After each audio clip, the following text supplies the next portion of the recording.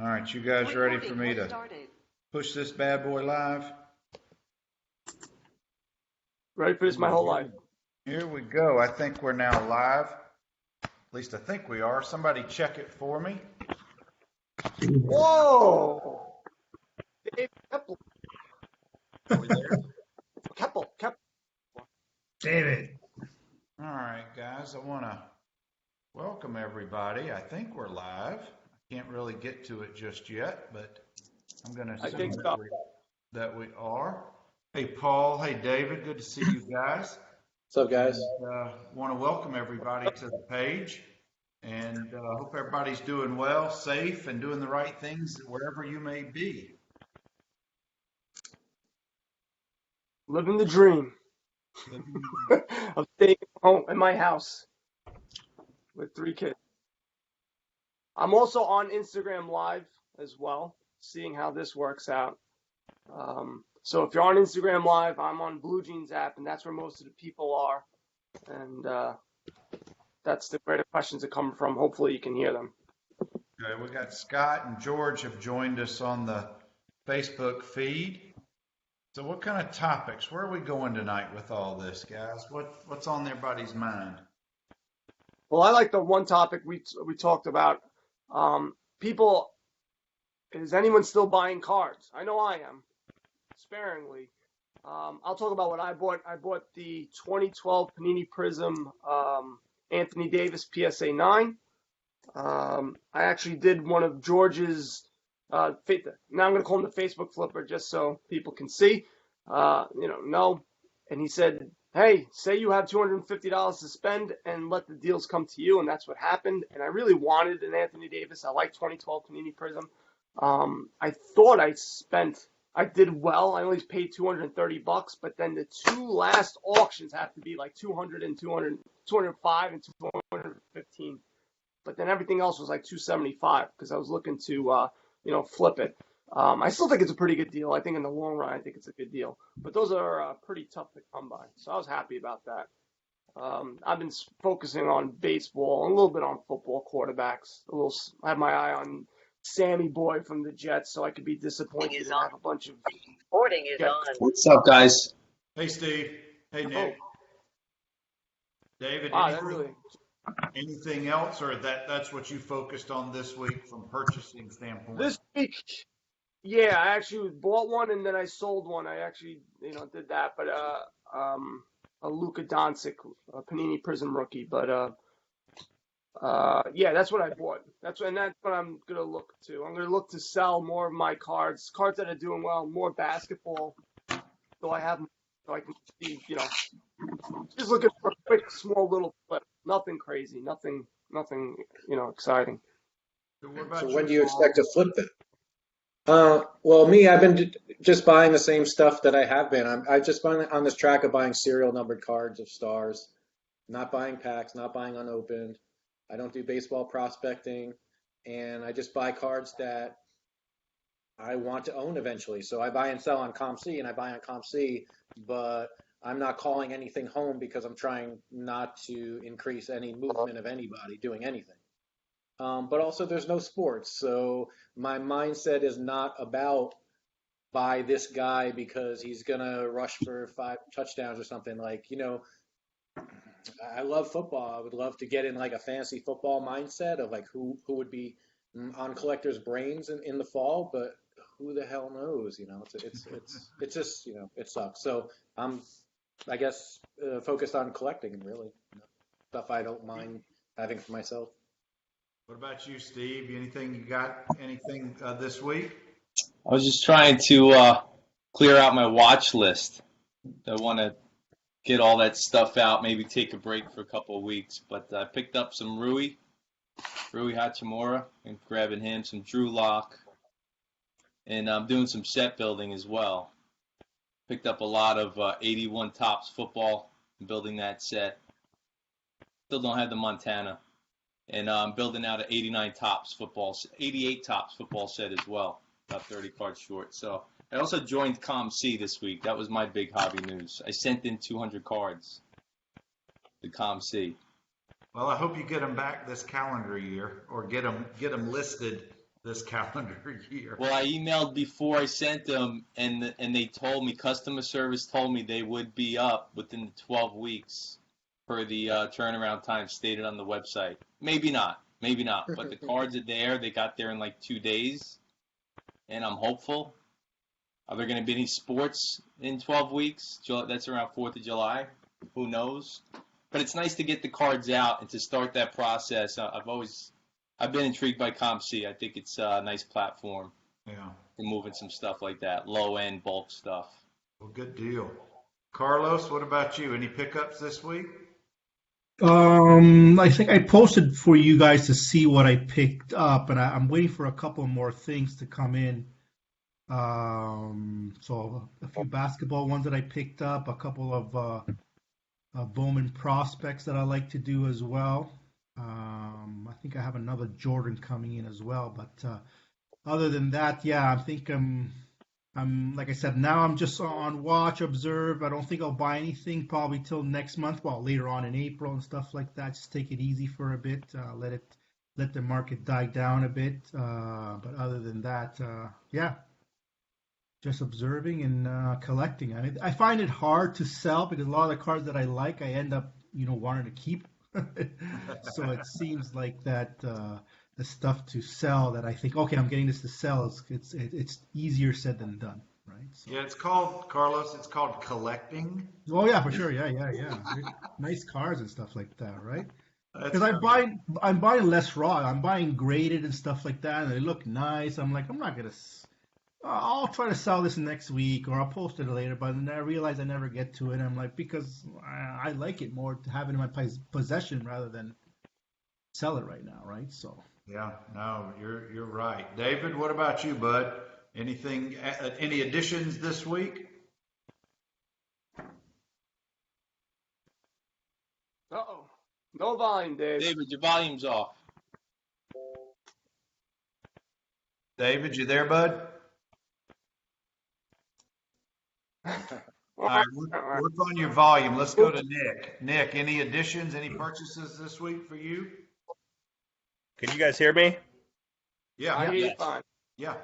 Okay, I've just never used this before, so I didn't know. No, I've just been selling on ComC, like some of you guys said, and then I use some of that credit that I build up and end up selling or buying with that on ComC. But right now I've slowed down. I normally buy at my local shop. They're open, but I'm kind of quarantined into my house, just trying to play it safe. So it's kind of slow time for me. Nick, where are you? St. Louis. St. Louis, gotcha. Hey, don't eBay bucks come up this week or today or Friday?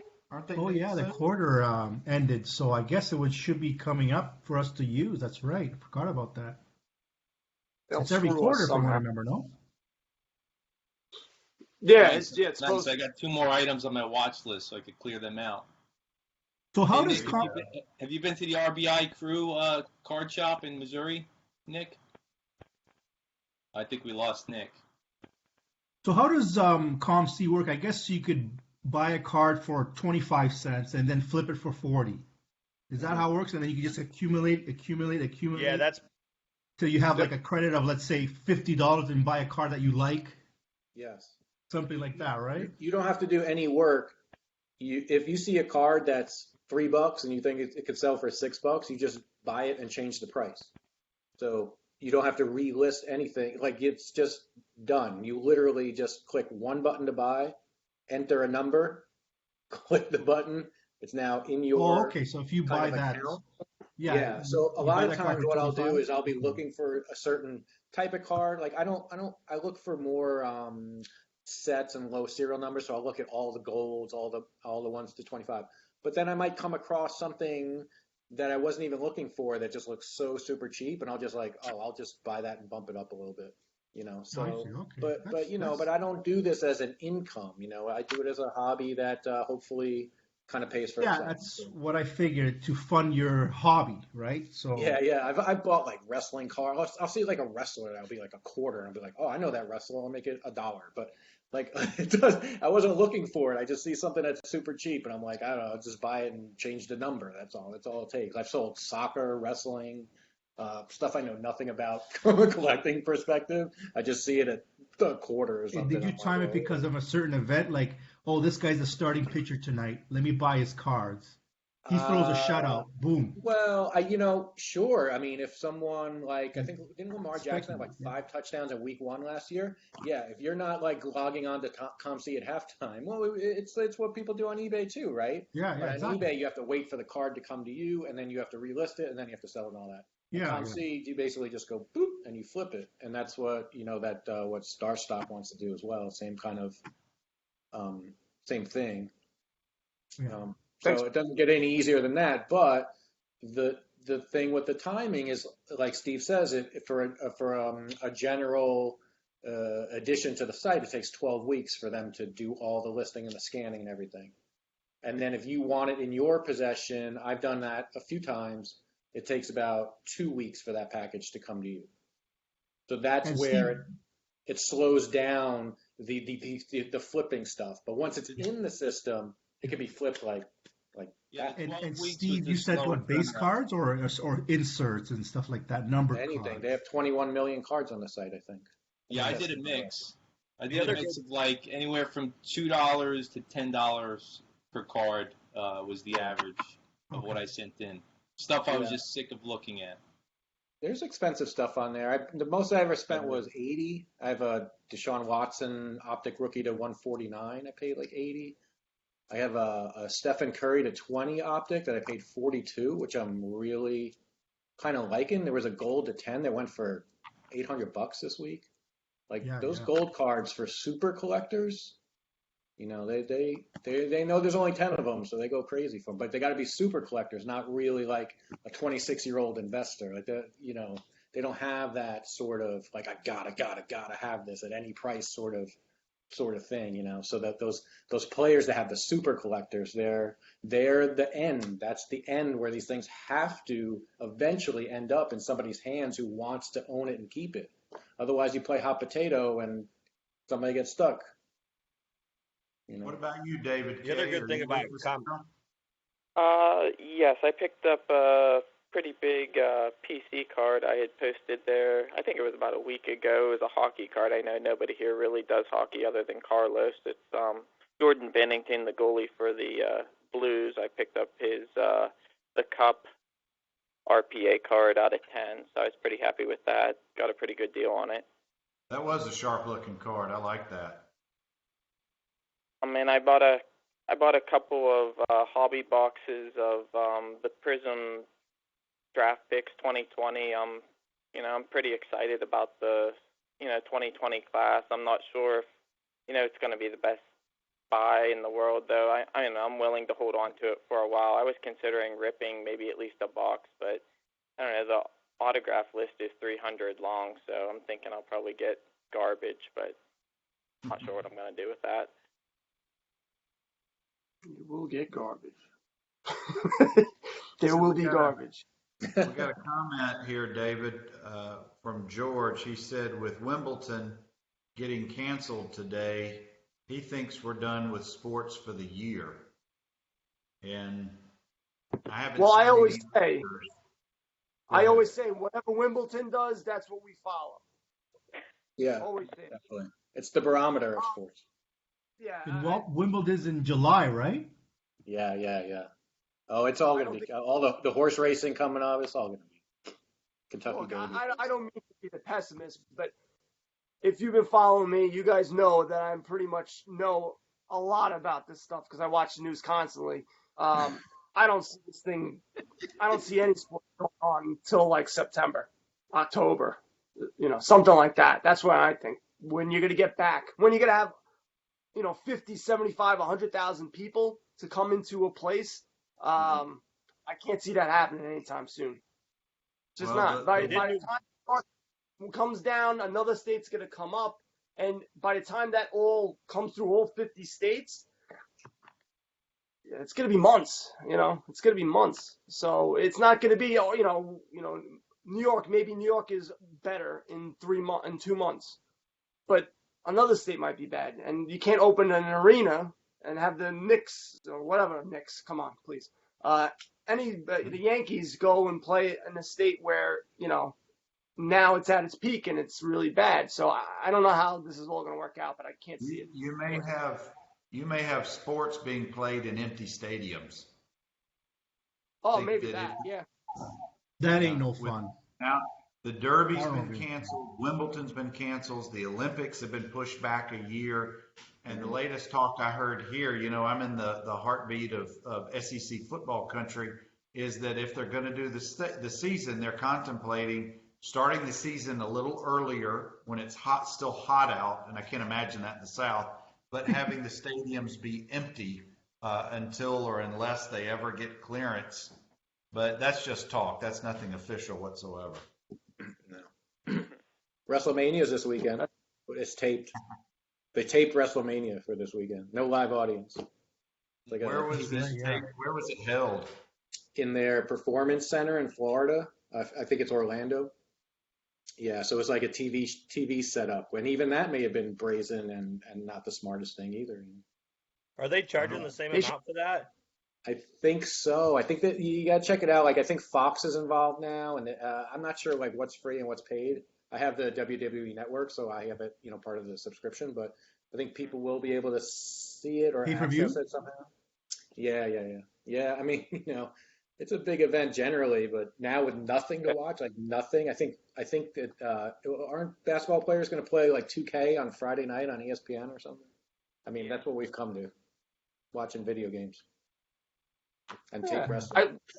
There's a channel in New York that just has people playing football, but it's not even like top line like PlayStation, whatever, 4 or 5, whatever they're up to. That's bad. I don't even know that, but it's just like old men playing sports, and it's a TV station on Verizon Fios.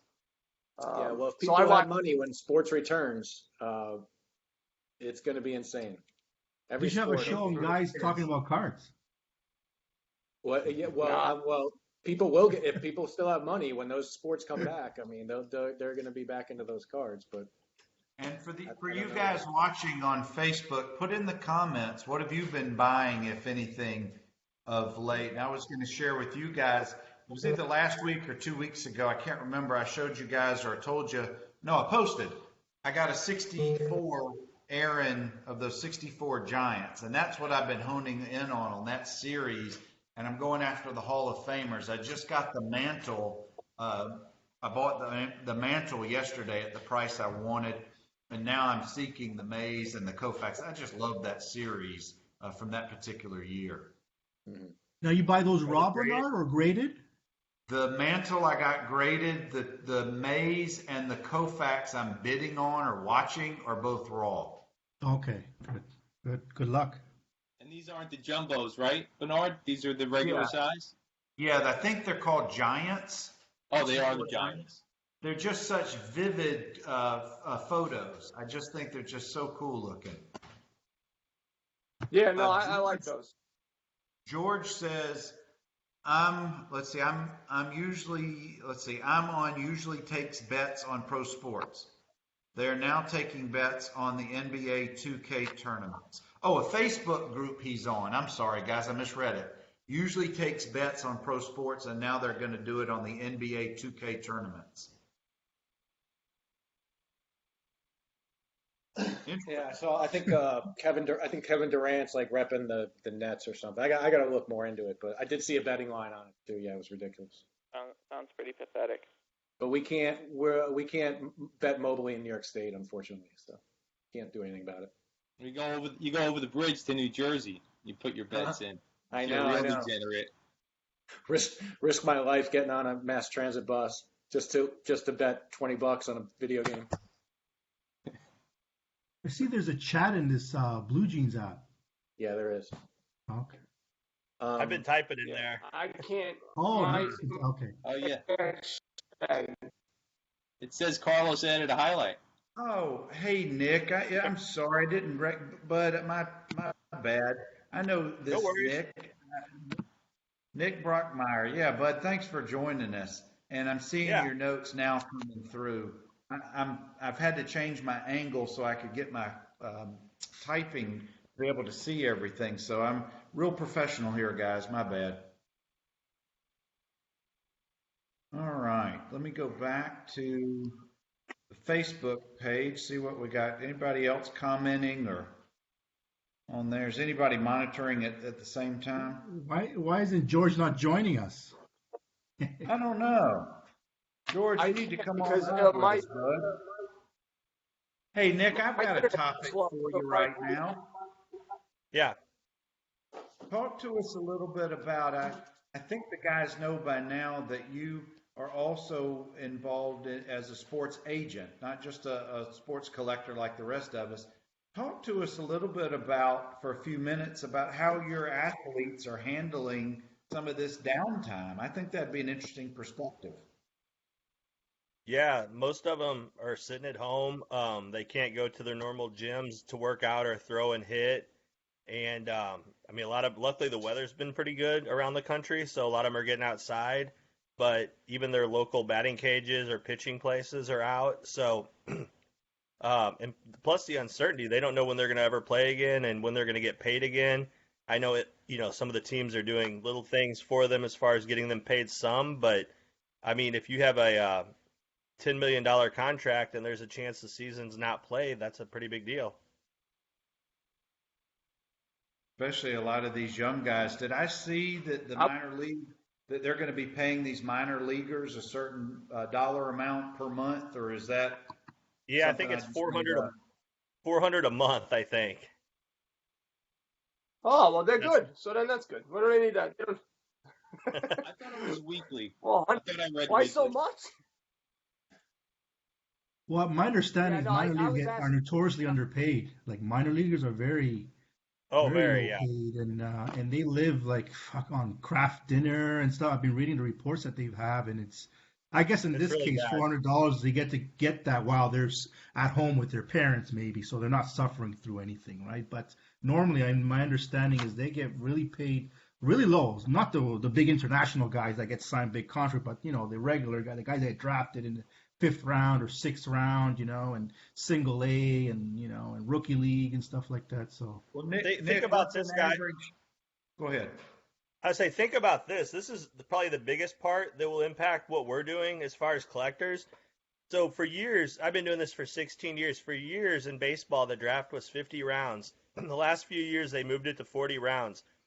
Starting in 2020, this year, because of the pandemic, it was supposed to be 40 rounds. It was supposed to be in June at the College World Series. Well, they moved it to an undetermined date. I don't know. It'll probably be back in New York, and it's a minimum of 5 rounds. So 5 rounds, 30 teams. That's like 150 players getting drafted versus 1,200 players getting drafted. oh wow. So as far as like if you guys are Bowman collectors and prospect collectors, I don't know how this is gonna. And then so MLBPA, who only cares about the big time MLB stars, they give away the rights of lower level and minor league guys left and right, and they somehow MLB wrapped in 2021's draft into the pandemic, and they said it's got to be a minimum of 10 rounds. So all of a sudden next year's draft even may only be 10 rounds. And they've somehow tied it to this pandemic, which I don't see how. Why is that? Yeah, why would they? Why are you guys shorting it? What's you need supply.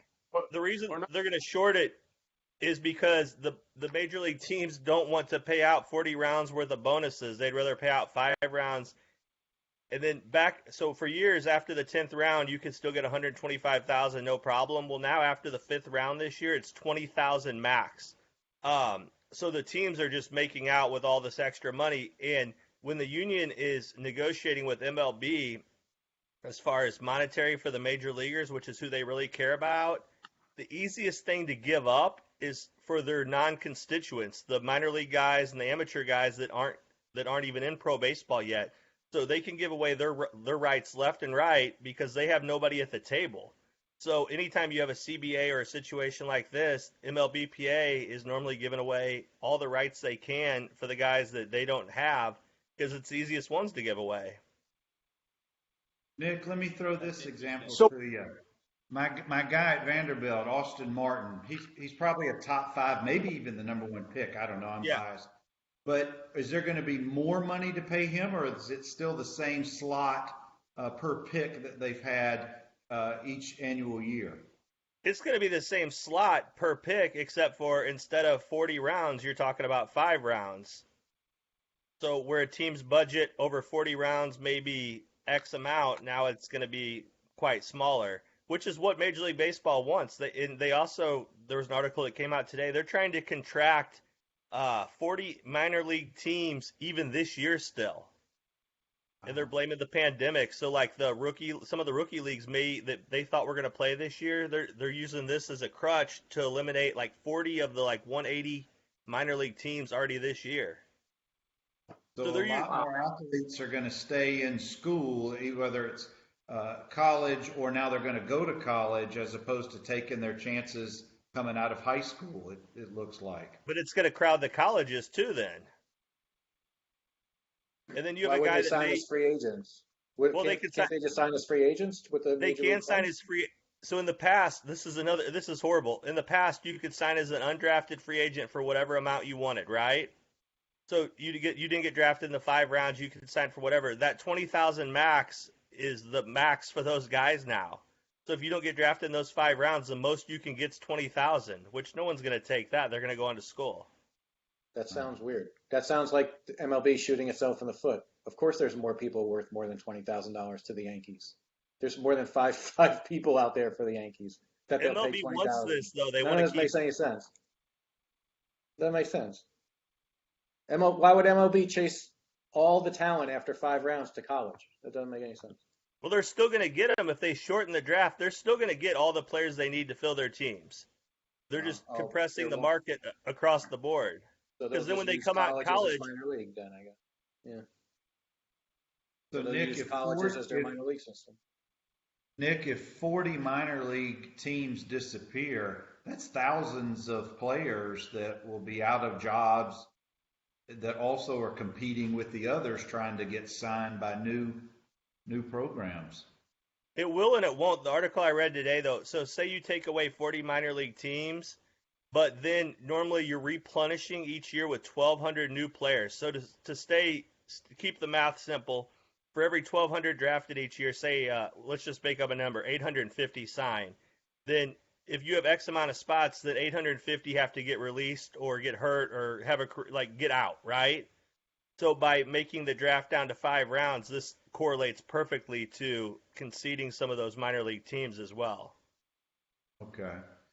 Well, guys, I want to welcome my buddy Barry here in Birmingham, Jacob, Ted, Ethan, Aaron. We got a bunch of guys who've rolled in, so thank you. And Nick, thank you for educating us a little bit about how the other side works from a baseball standpoint. It's fascinating stuff for me and hopefully you guys as well. We can get back to talking cards or we can stay with Nick a little bit. Doesn't matter to me. David, if you got an agenda or anything specific you want to head down from a topic wise.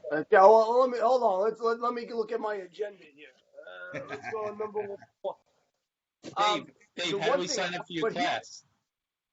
I got my class. Yeah, I got my class all ready to go. Actually, it's going to be good. That's actually going to be good now because it's going to fun because I'm learning a lot of stuff too. But with what Nick was saying, if they do go down to 5, rounds, and Bowman comes out next year, those autographs got to be pretty good. You're probably going to be rocking. Each autograph isn't going to be a crap autograph. They're all going to be, really good. So it might be better for us that they contracted it down. And that's what I'm thinking. I don't know how the whole Bowman thing is going to play into this. I mean, if you think about the hierarchy of how important everything is, the Bowman product is probably pretty low on MLB and MLBPA's radar when they're going through this. But as a collectors group, that's what I was bringing up. I don't know how that's all going to play out, but I agree with you. You only have 5 rounds. The last round's, the 5th round, still a good player. Yeah. I think it's gonna be good. You're gonna have less. Has Bowman officially put out something yet about pushing back its products, or have y'all seen anything? I didn't see anything. I didn't Are see you I it. talking thought I about the read first? somewhere that they delayed it a bit too. Yeah, till May or something. Thought I read When that was it somewhere. supposed to come out? April That's not 10th, 15th. So we have a couple players in that product, and those were the signed though. 15th. Those were signed long Oh, ago, though, like 2 or 3 months ago. So there shouldn't be. If they're pushing it back, it's probably because they may think there's going to be a slow market because of the economy or people getting to card shops. But it wouldn't be pushed back as far as like the product itself not being ready. I see this at April 15th still. April 15th. Usually Okay, cardboard. so Um. So yeah, I still see that being the case. I think it's okay. gonna, from what I've been seeing, I think it's gonna sell just fine. Even though you can't go to your card shop, most of those cases aren't sold to card shops anyway. They're already at the breaker's house probably by now, and they're all just gearing up, ready to go. I don't think it's gonna affect it a little bit. I think it might make it even more. People are gonna want more because it is sitting and they want to do something. So you might People as are well bored. gamble. Yeah, they want to gamble the government money that they got instead of saving it for the months that when we need it. They're just gonna go, all right, let me go hunting for some prospects. Do you guys get all that money, or is it for people who lost their job because of COVID-19? You have to It goes qualify. by a percent of what you make. So if you make 20,000, then you'll get the full amount. I don't remember what the full amount is, but if you make up to, for as a couple, I think it was 198,000, you get some money. I don't know how much, but that's So whether you have your job or not. I believe so. Yeah. Yeah, Oh, okay. Yeah, it's $1,200 individually or $2,400 as a couple, so long as from a financial standpoint you don't go over the threshold from an Got it. earnings. Yeah, And because we 500 a kid. Yeah. Yeah, You got kids. and you get paid for the kids too. yeah we got 2,000, but that's only for folks who lost their job because of COVID-19, right? So That would make more sense, but yeah, they just but it's don't- easier to manage because we're a smaller country, right? I know you guys, it's harder for big countries like the U.S., but Canada being small, it's easier to manage these type of programs, right? So that's what I figure, anyways. They just move a decimal point over. That's it. They're not cranking out any more money. Damn the man. That's what I say.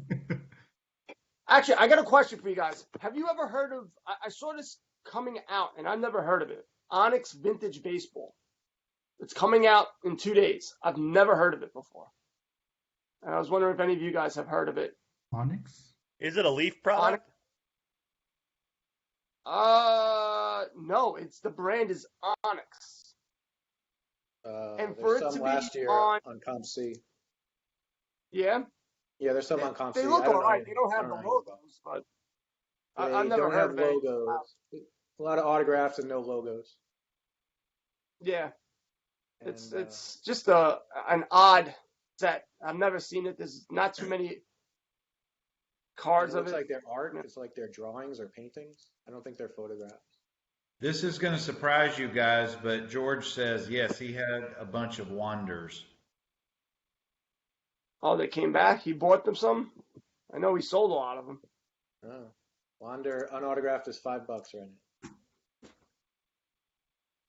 He said they Oh, have Wander. cartoonish and drawing type cards. Yeah, again, I never seen it. I saw it coming out in 2 days, and I didn't hear anybody talk about it. So I don't know if it was even worth mentioning. Trying to think of anything. What do you guys want to talk about? I'm tapped out. I do something almost every day now, and I'm starting to run out of things. Thanks, Carlos, for the topic, so I can look at this stuff, the inserts. And also the other thing I want to look at is 90s inserts. Those basketball 90s inserts, they're starting to become more popular as well. Yeah, I I noticed don't. that as I well. never got.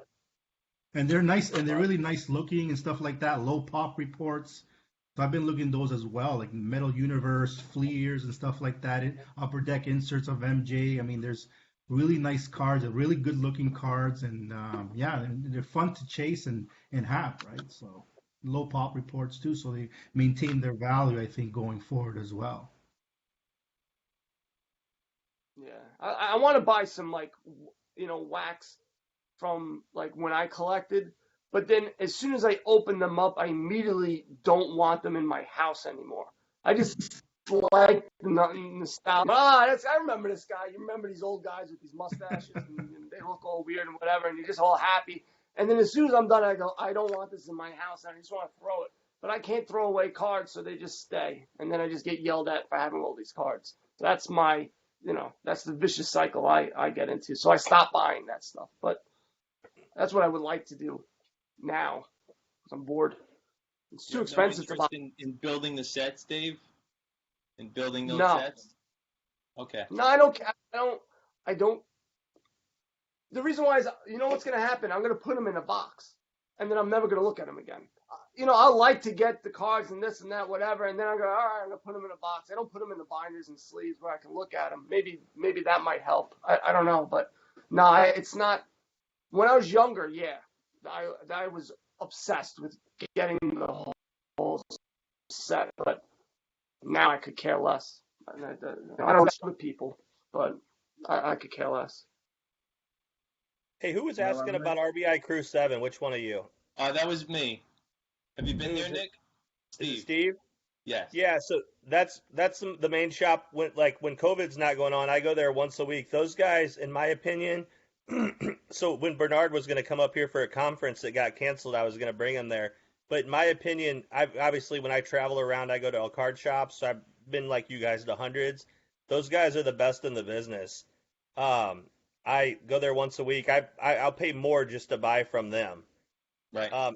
If you get a chance to follow them on IG, it's RBI. Yeah, that's where I've seen them. They're great in the story. They keep it going. You really feel like you're in the shop. And they're actually really good human beings. Like, they're good dudes. They're really nice to deal with. I've done some breaks with them, some live breaks, just like a box here and there with Mr. 101 Dave. Yeah. So they just got a new shop. Ryan seems to be killing it, but my point was I encourage you guys to follow them on IG, RBI Crew 7. They're one of the best in the business. Yeah. They're kind of becoming nationwide known. But as far as just dealing with people, I mean, they're about as straight as you can be. They'll be at the National, too. Yeah, they're always there, yep. Yeah, they won't. I want to get out of that shop. I went to the Nationals Twitter feed, and they haven't updated since earlier this week. That they're, like everyone else, is just still evaluating what they're going to do in July. I was wondering when the next bargain bin will be safe to put your grimy hands in. This is the end of bargain bins for a while. Everyone's sticking their grubby hands. Get gloves. Yeah, you get gloves. No, man. Everything's got to be a single card. You have to find a way into those bargain bins, man. Maybe you can put one of the owners of that shop in touch with Dave for a future podcast interview. Yeah, I now charge $1,000, but sure, that would be amazing. What podcast are you referring to? Oh boy, Dave's Daily Podcast, SVA Card Collectors. Okay. It seems like more and more podcasts are charging for their content now. You guys noticed that? No way. Who? I should charge $1. Nick, I'm going to send you the link to it. Okay. Yeah, hey, what does SVA stand for? Whoa. My two kids, Sienna, Valentina, and my wife, Amanda. SVA. I couldn't think of anything else, so I just said SVA. Okay, I was just wondering. Everyone says that because it's an awful name. It's a terrible name. I've tried to guess, but obviously I was never going to guess that. Yeah, no, it's nothing dirty or anything. Well, Dave, I think you're doing a good job of building the brand. So SVA works because you've built the brand to a point where it sticks in my head. Oh, yeah, I mean, it's different. I'll tell you that much. Everyone goes, what's this SVA nonsense? And that's why it sticks to people's, brains. But yeah, no, I guess it's different. It's definitely different. It's the only podcast that makes me laugh. Great. There we go. Yeah, well, I do have some, but I do go off on too many tangents. That's my problem. And I talk too much about the Knicks and the Jets. That's the most, responses I get. That's what makes it funny, right? Yeah, those are my favorite parts. Those are the only parts I care about, the Knicks and the Jets stuff. So. And when you go to trade shows and stuff, when you describe the people at trade shows, that's hilarious. No, the funny thing is when I went back, I went to a trade show in my mid-20s because it was right by my house, right by where I worked. It was in White Plains, and I went into it, and it was the most depressing thing I've ever seen in my life. And this was when everything was tanking, and there was nobody there. And it was a ghost town. Same guys that I saw from when I was a kid. Like, I actually remembered some of the guys, and they look exactly the same, just a little bit bigger and just a little, older. Oh, it was so, and now it's definitely changing. It's definitely changing from then to what I mean, you still have those guys there. They still, you see a kid and you pull them away from them. But there's a lot younger kids. There's a lot more younger guys. I shouldn't say kids, younger people with really expensive cards and know what they're doing. That's the Gary V effect, right? He gets a table at the National. Now all these young guys, these entrepreneurs, these flippers want to have tables at card shows. Not like the old days, it was a bunch of old craggly guys. I think that's, but I think it's already changing. I think because people were looking to make money and they would go, all right, I'd rather, do something with sports than something else. Go to a garage sale and dig through dirty stuff. Some kids were just looking for something to do, and they figured that's something that you would like. I mean, like, I'm tired of I like going to garage sales and doing that stuff, but my place looks like a mess. Nobody wants that. They just want like a couple of cards and they can flip and make a lot more money. That's what it is. Dave, Bacon Barrel Roll wants to know if you're getting any help for your road rage. Well, yeah, because I'm not on the road, so I'm pretty good now. And that's the other thing. The other big thing was they could hear my wiper blades when it would rain, which was annoying. I never, because I don't listen to the podcast when I do it. I just do it.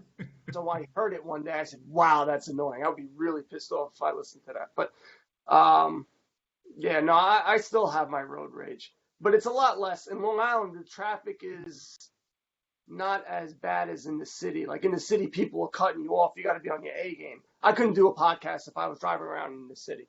On the highway, you're just driving and people cut you off, but you could see it coming. It's not too bad. I'm trying to see if there's any questions. Have you guys seen this guy on Facebook that's doing marketing ads? He's like a younger kid. As far as he'll teach you how to buy and sell cards and make money. Yes, I have. I saw him. I didn't look. I've been seeing the ads a lot. Yeah, but I haven't. I've seen it too. I went ahead and watched his video. He's obviously targeting guys like us, and I went ahead and watched his video and got on his email chain. And he does like an email drip where he gets an email each day and telling me how he's taught this guy to make money and he's making money. But I mean, it's essentially stuff that all of us know. It's just for someone trying to make a quick buck. What's his name? I will pull it up real quick. I have seen it though. It's funny. I always get those type of ads, and I actually look at that stuff because eventually I'll be doing those ads very shortly. Because I want to get, like I said, the only thing where I make a couple of bucks is the eBay affiliates. That's the only thing I really do. For me to charge someone $20 so I can teach them how to sell something, no one's gonna buy that. I wouldn't have bought it. I know when I came in, I would have said, I'll figure this out. I don't want to deal with this guy. So like to even try, maybe I'll go, hey, you can give me $10 for this if you want, but here's the download for free, something like that. I don't know, but to charge for something like that it seems silly to me. It's more like that. Who? Sports Card Investor does that. For $10 a month, it'll give you the pick of the week. Oh, that's what it is. I thought. Yeah. Oh, I didn't. Oh, that's right. But it's generated off of his program, though. Yeah, that's if you get the $50. But the $10 one just says you'll get my pick of the week before anyone else does. Yeah, but so he emails 100 people. Yeah, but it's generated from the program that he. Look. I'll defend him in one aspect. He spent, I can tell you, he probably spent tens of thousands of dollars. Maybe not that much, but spent a lot of money with the all the engineering and stuff like that for that website for it to do what it does. But to get the top pick of what that thing generates for $10, I don't know about that, you know. But again, like I said, if you are, I'm sorry, Nick. Oh, I just typed his name and the name of his company into the chat thing if you guys want to look him up. Eric Michael, Major League Profits. Yeah. Major League Profits. Wow. All right, we got a question from Dan in the Facebook feed. How often are you guys changing your way of collecting? He seems to change his mind monthly as to what he wants to do. That's what it seems like. Yeah, for sure. They make drugs for that. Yeah, I think that's. I can tell you that I tell everyone I went from vintage cards in the very beginning, then I went to Bowman, then I went to just getting rookie cards like Acuna and Soto, and then I went to football cards. I'm going to get all the football cards in the world. Then I went to basketball, and I wasn't caring so much about baseball. And I went from old vintage. I want to get the cards that I collected as a kid, and then I said, forget that. I don't want those cards anymore. It sucks because you have a lot of, if you're not very focused, you have a lot of random stuff. Yeah, that's what I would say that it's a huge industry that's hard to make heads or tails of all of the supply. So it makes sense that if somebody's either starting out or getting back in, it takes a while to make heads or tails of what these options even are. And then I think you'll eventually start to have an idea of what not only the things you want or want to be involved in, but the people that also are involved in those things. So for me, I'd rather talk to collectors who collect basketball and football. And a lot of times that's of my age too, because we remember the same type of players. And that's maybe a different crew than like younger flippers that are prospecting or into different things. So I think it does make sense in an industry that's a huge sea of like all this stuff that it does take time. So hopefully those, changing your mind does at least narrow, that, because I know that happened to me basically. I was kind of, I'll try this, I'll try that, I'll try that. And now I'm sort of like, oh, this feels better. Like I feel like I'm kind of getting my niche of where I'm planning to be with the collecting. So, that's my thoughts on that. Yeah, I think that makes it fun actually, chasing something new, something different. It's all part of the hobby, having fun collecting, right? And yeah, I don't see anything wrong with it. Yeah, unfortunately, I would love to be a pack ripper and a box ripper. I mean, that's the most fun, and it's just like oh yeah, that's the fun. I can't find that part of the hobby that I find to be worth it, just worth my time, and not a freaking punch in the gut many more times than it's satisfying. And that probably takes some experience too. I would love to be like, I love these products. I'm going to the store, I'm buying all of this stuff. And instead you're like, oh, some guy already pack searched and cut through the thing, or it's $100 and you get 4 cards, and it's just like, But there's I learned quickly. I think we all did that. Retail and buying packs and boxes is the biggest waste of hobby money, in my opinion. You should buy the cards you want. I watch some of these breaks too of $115 for 6 cards or whatever it is, or whatever the numbers are. And I watch these breaks and I'm like, ugh, I would pay maybe $20 for those cards that came out of there. And we've talked about that before, in that if you buy $100 box, it's not that you can get either 80 or 100 or 120. It's that you could get like $20, $40, or $300, and that variance can be unsatisfying. I think it's really the variance. I mean, we know it's a gamble, but it's the variance of the gamble, in that I think it's rarely satisfying. I mean, people can disagree, but I don't know, man. I don't know. When people open up these boxes for hundreds of dollars, I'm just like, good luck, dude. Just good luck. And I can't imagine what that feels like when you look at it and you're like, shit, I wouldn't have paid $50 for this, after you're done. You have to buy a case.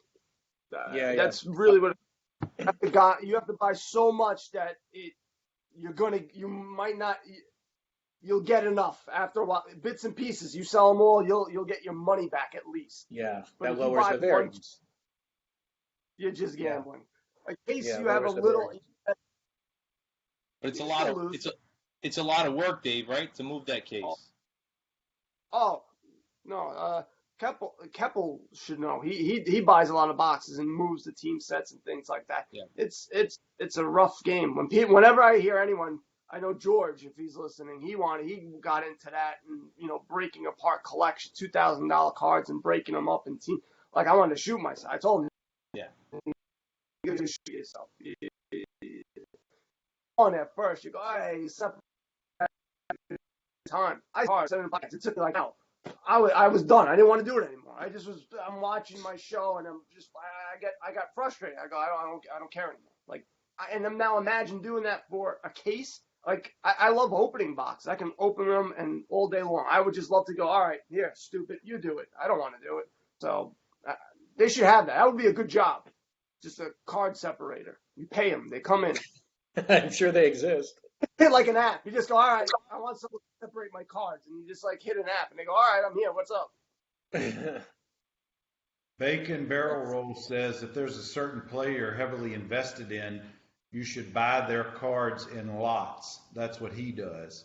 And I think several guys in this group do take that approach. Yeah, I agree. You'll get a better deal. Like we said last week, sometimes you don't. Sometimes you overpay, which is crazy if you buy them individually. But I would say 80% of the time you're going to buy it cheaper. And there's that 20% where it's, I don't know, people aren't paying. They just want the card really bad and they just get, it's an auction. So they're just bidding to get it. But yeah, I agree. But they're hard to find. Not everyone does that. They don't lot them all up together, especially the higher end guys. They don't really lot them up too often because you can make more money, separating them. That's what I. Is anyone buying on Facebook? Is anyone starting to do that or no? I can't be bothered with Facebook. It's hard for me to go on, and it just when I turn it on, all of a sudden I see everyone has a medical degree these days, right? And just to navigate through all them, like I just shut it off. So I just go on Twitter or Instagram. That's pretty much it. But not for buy, just to view new stuff that I follow, right? I just stick really to eBay right now, to be honest. So I will say this. Yeah. No, I caught a fire sale on Monday, Dave. I got a couple of Drew locks, much cheaper than I would have on eBay. So I get in there here and there, and I check it out. I'm in a lot of different groups. Which Drew locks did you get? I just got his base prism, 2 base prism, at 16 each shipped. Oh, nice. Which is a lot lower than what I'm seeing on eBay these days, and a lot lower than I got my last 2, which was it was like 40 shipped, the last 2. Here's another topic, another comment. Dan says, buying graded cards versus raw cards. He was in a sub with Chris Moose, and he screwed everyone. Took too long to get it back, and still don't have anything from August. Wow. That's still going on. I remember that. Wow. Yeah, no, I'm not happy about that because I talked to the guys and they were really good. And as I've been following those guys and I saw the PSA and everyone was getting their stuff and everything was happy. And literally, I think it was that month or the next month, that's when it started. And I wanted to kick myself. What happened in that case? I'm not aware of that case. What happened there? I forget what the real story was. I think there was too many cards that came in and he couldn't handle it. So then he started sending it to other people to submit them for him. And something got screwed up. It was a group sub that went really bad and people lost their cards, right? Oh, and really? They still haven't gotten it back. Yeah. Oh, so this guy's playing cards. Like a really popular group sub. No, they were huge. They're probably one of the biggest ones. That's why I recommended them because I was on that for 6 months, 8 months before that, and everyone did their group sub with them. Everyone did it, and and I would have done it too. I just had. What, he lost the cards? I think he said he did. Oh. He still doesn't have it. Has the Popo got involved? You could. Depends on how much. Depends on how much you're talking about. I would. Nah, I wouldn't. I'm too lazy. I wouldn't. I would just go on. Doesn't this guy give his address? Here, and you send it to this address. Yeah. Wouldn't he be accountable that way? Like, okay, I sent you a bunch of cars. I know where you live. Or I mean, some people. I think it went real bad for. I think it went really bad for the guy. I think the guy got divorced. Like, it went really south. It went more than that from what I was reading. No, like it went bad. Like she was doing everything for him to help him out, and then this all happened. And then she left him. Yeah. It was a to do. I would follow it every now and then, but again. Dan says he didn't lose them, but he didn't send them in when he said he was going to. So, but who has them now? Where are they? Dan, you ought to come on live with us and tell us more about this. It says from August, so that's almost 12 months ago. Well, that's like 10 months ago. Bernard, you asked about buying raw cards versus graded cards. If I could every time, I'd probably buy graded, although I like to feel the cards, right? But I have been, it's like 50-50. It's like a crapshoot when you buy a raw card on eBay. If you're looking to grade the card, if the surface is clean, if it's properly centered. So I've been burnt even after a year back in the hobby. Just last week, I got a batch of, a lot of 6 Devontae Grahams. Half of them are, way off centered. And that's another thing I'm liking about ComC so far is that, the scans are there. And you could really see the centering on the card. Even surface issues, like you could see the card really well, unlike the scans are not as good on eBay. But yeah, raw versus graded, you're going to get burnt if you're looking to buy cards to grade and thinking you're going to get, 9s and 10s all the time. I don't know how you guys feel about that. Well, unless you buy in person, some people might have that skill. Yeah, it's tough. I don't know how. Like when you're talking about vintage cards, I've always heard if you're collecting a set, you buy them raw because it's cheaper for vintage cards, and then you get them graded. But yes, I can't tell if a card's been trimmed or not. It would be very difficult. And so but you would get it cheap. That's the only thing. You're not going to spend a lot of money on these older cards because you're not buying them in Gem Mint 10. They don't look. If they look that good, they're going to try to get them graded. So you're probably looking at 3, 4s, or 5s, And I think that's a better way to collect a set is to buy the raw cards for the vintage. But for newer cards, depends on what you're looking to do. If you're willing to make the maximum price, make the maximum money, and you're willing to wait, then yeah, you can take a shot at it. But you got to be pretty good on eBay. I have a pretty good eye on eBay, so I do fairly well, but. That's because I looked at, it's only certain sets too. It's not every single set. 2018 Bowman I can do all day. I can look at something and tell you immediately, hey, that's a 9/10. It's a little off center. But that's because I looked at it constantly.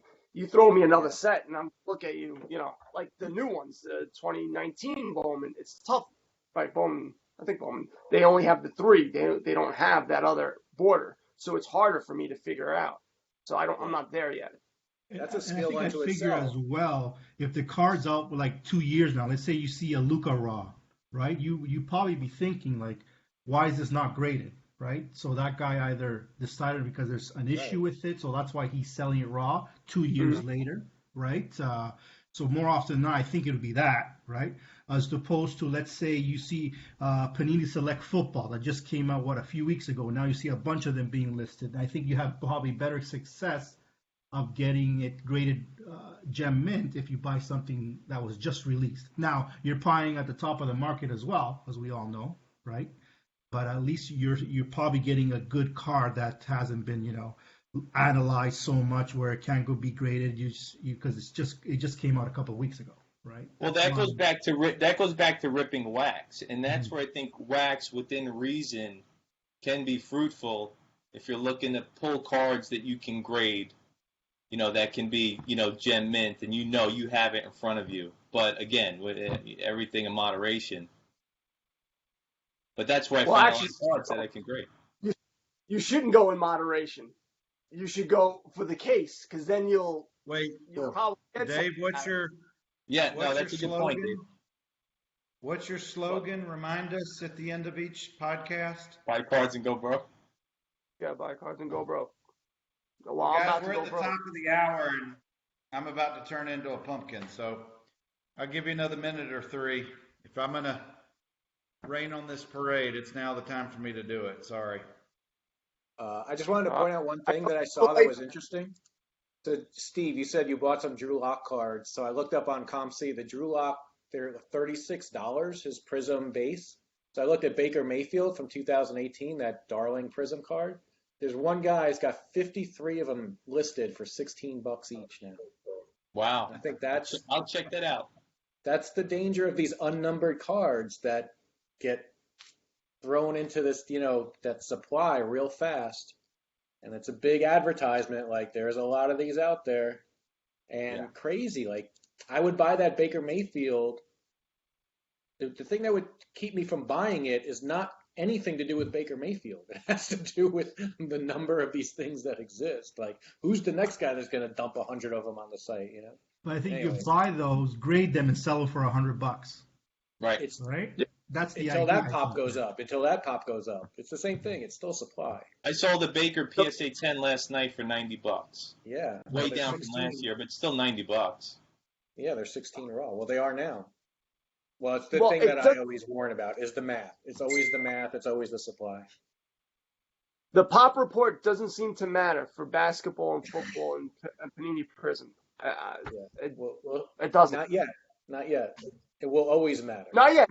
It will always matter. Mattingly. All right. Yeah, we didn't even say All right, Mattingly. guys. Another good discussion tonight. David, you get the last word since it's your show.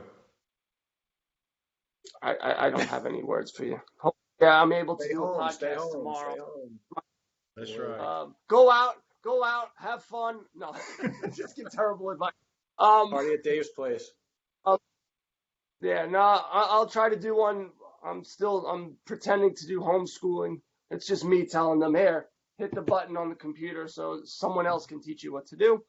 And then eventually I can have some time where I can run to the green room and do the podcast. So Do we wear a get mask? some government money and then go. Me? When I go out, yes. No, do we wear? Yeah, I just want to know because half the people say, yeah, you need to wear a mask. Half they have, no, you don't need a mask. I'm confused now. Listen to me. You need to wear a mask. They might say, everyone's saying, no, you're not really. Look in China, look in all the other places that have had the COVID, and they're all wearing masks. There's a reason you wear it. So I would wear it. Look foolish. Who cares? That's what I say. So, and also get the government money and then go broke. All right, guys. Y'all be safe. Have a good week. We'll chat next week. guys. All right. Thanks, guys. The broadcast. See you later, Bull.